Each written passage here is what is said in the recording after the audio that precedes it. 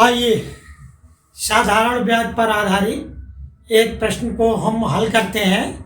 यह प्रश्न आपका एसएससी में पूछा गया है और बहुत सारे कंपटीशन प्रतियोगी परीक्षाओं में भी पूछा जाता है। आइए इसको पढ़ते हैं और इसको आसान भाषा में इसे लगा करके दिखाता हूं मैं। प्रश्न है, 3 वर्ष बाद देय 1092 रुपया बराबर वार्षिक किस्तों में चुकाना है। यदि साधारण ब्याज की दर, यहाँ की 2 बार हो गया है, की दर 12% हो तो प्रत्येक किस्त का मान ज्ञात कीजिए। प्रश्न में मूलधन नहीं दिया है और जो है कि दर दे दिया है और कह रहा 3 वर्ष, तो समय भी दिया है, दर भी दिया है और एक शर्त यह है कि 1012 3 वर्ष बाद ये मिश्रधन है 1092 बराबर वार्षिक किस्तों में चुकाना है। यदि साधारण ब्याज की दर 12% वार्षिक हो तो प्रत्येक किस्त का मान ज्ञात कीजिए। प्रश्न केवल घुमाया है, आपको बहुत इजी भाव में अभी लगा करके दिखाता हूं। पहला हमको मानना पड़ेगा, माना वार्षिक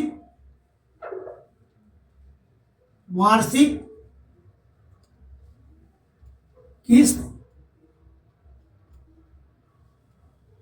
x रुपए है। अब देखिए यहां जो प्रश्न कहा है, यानी जो मिश्रधन दिया हुआ है लास्ट वाला, कि यहां लिखेंगे 2 वर्ष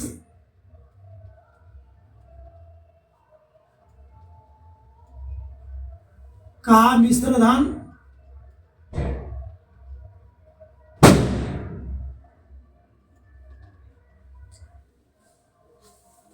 प्लस 1 वर्ष का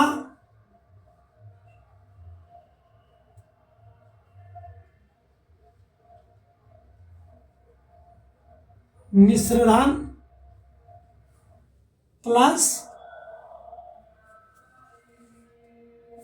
वास्तविक लिख दीजिए यहां, वास्तविक मिश्रधन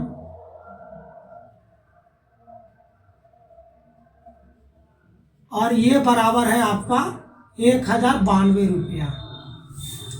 ये बात अगर आप समझ जाएंगे, और यही बात उसमें पूछा हुआ है, 1 साल का 2 साल का मिश्रधन, 1 साल का मिश्रधन और पहले साल का जो मूलधन है वही मिश्रधन है। यानी यहाँ मूलधन ही लिख देंगे, चाहे डायरेक्ट मूलधन ही लिख दिए,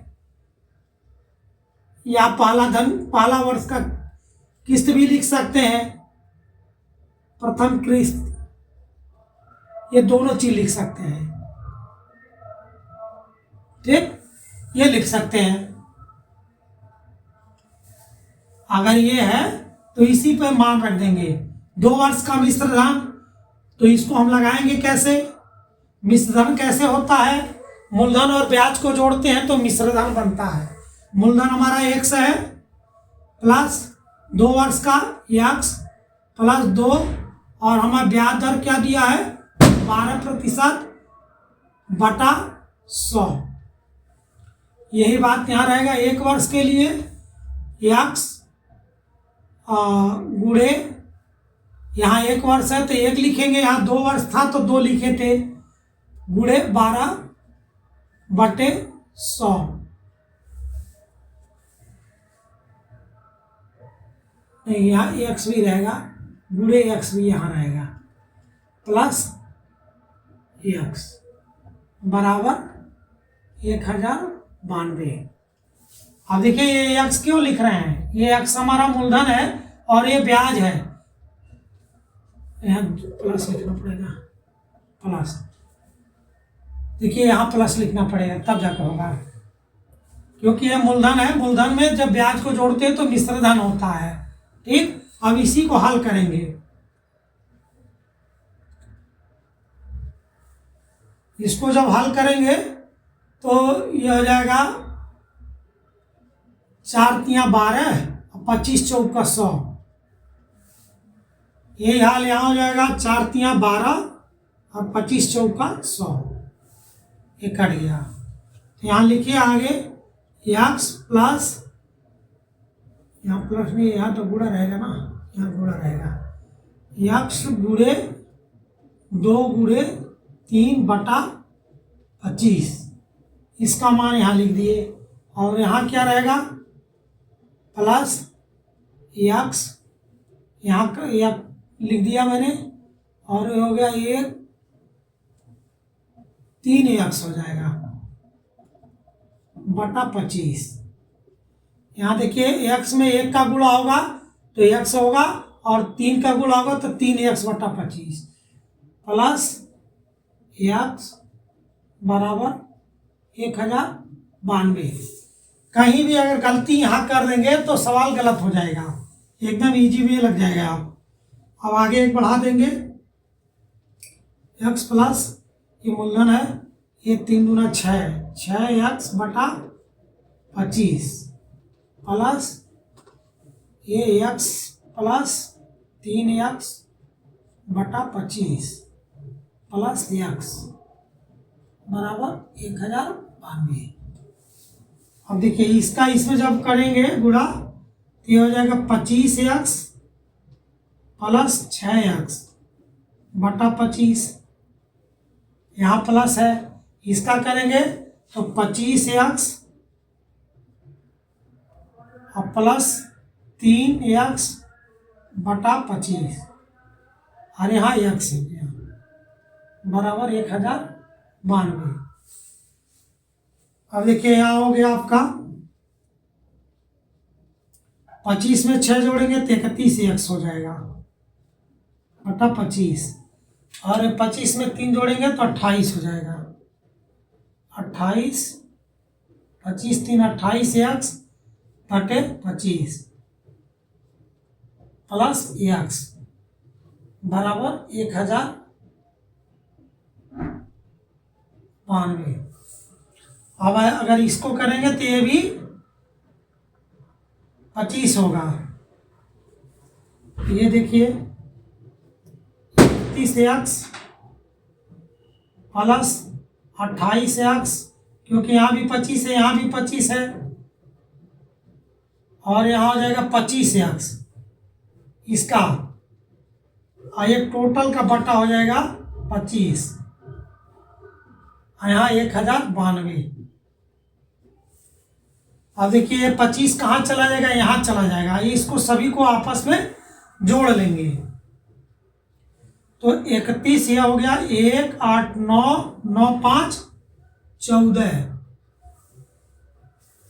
यहाँ 1 है 8 है तो 9 हो जाएगा, और 5 जोड़ेंगे 14 को 4, और इसमें एक हासिल जोड़ेंगे 4 4 2 6 6 2 8 84 हो जाएगा। 84x बराबर हो जाएगा, ये तिर्यक गुणा होगा तो यहाँ हो जाएगा 1092 गुणा 25। ये जो बटे वाला 25 है यहाँ गुणे में चला जाएगा, इसलिए x बराबर हो जाएगा 1092 गुणे 25 बटा 84। अब इसी को हल करेंगे तो हमारा सवाल लग जाएगा। 1092 में हम क्या करेंगे, 84 का भाग देंगे, भाग देते हैं तो 84 एकम 84, यहाँ 9 में से 4 जाएगा तो कितना बचेगा 5, और यहाँ 2, और यहाँ 2 उतर जाएगा। देखिए 109 में से 84 घटाए, यहाँ 9 में से 4 गया तो 5 हो गया, यहाँ बचा 10, 10 में से 8 गया 2 हो गया, और ये जो 2 है नीचे उतार लेंगे। अब किससे जाएगा, 8 3 की 24, 3 से जाएगा, 3 चौक को 12 को 2, और 3 8 24 1 25, ये कट गया। इसके मतलब ये जो कटेगा ये 13 बार में कट जाएगा, 13 यानी 13 गुणा 25। अब हम 25 में 13 का गुणा करेंगे। यहाँ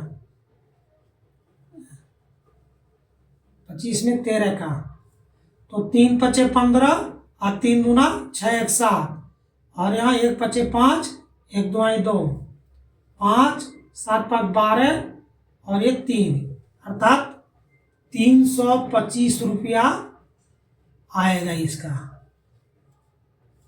ये प्रत्येक किस्त आएगा, यही इसका आंसर होगा। देख लिए, सवाल में कोई दम नहीं है, लेकिन थोड़ा सा उलझाया हुआ है। अगर ये बात अगर आप समझ गए कि 2 वर्ष का मिश्र धन प्लस 1 वर्ष का मिश्र धन प्लस प्रथम किस्त या प्रथम मूलधन, ठीक ना, प्रथम मूलधन बराबर 192, टोटल उसे 3 वर्ष में 1092 रुपया देना है। तो 2 वर्ष में कितना देना है, 1 वर्ष में कितना देना है, पहले वर्ष में कितना देना है, पहले वर्ष में देना है 325, और दूसरे में x का मान जब भरेंगे तो कुछ और वैल्यू आएगा। तीसरे में किस्त कितना देना है, तो इसमें x का वैल्यू भर करके देखेंगे, जितना आएगा उतना देना होगा। लेकिन प्रत्येक किस्त का मान क्या है, 325 रुपये। यही इसका आंसर होगा, यही इसका अंतिम है। वही पूछ रहा है कि तो प्रत्येक किस्त का मान कितना होगा, प्रत्येक किस्त का मान 100 रुपया माने हैं, x का मान हमारा आ गया 325 रुपया। बहुत आसान है सवाल। यदि हमारे बताने में थोड़ा सा कहीं कमी हो तो हमें कमेंट बॉक्स में लिखिए, मैं दोबारा समझाऊंगा। यदि आपको समझ में आ गया हो तो हमारे चैनल को लाइक करिए, कमेंट करिए, सब्सक्राइब करिए, या अपने यार दोस्तों के पास शेयर कीजिए। धन्यवाद।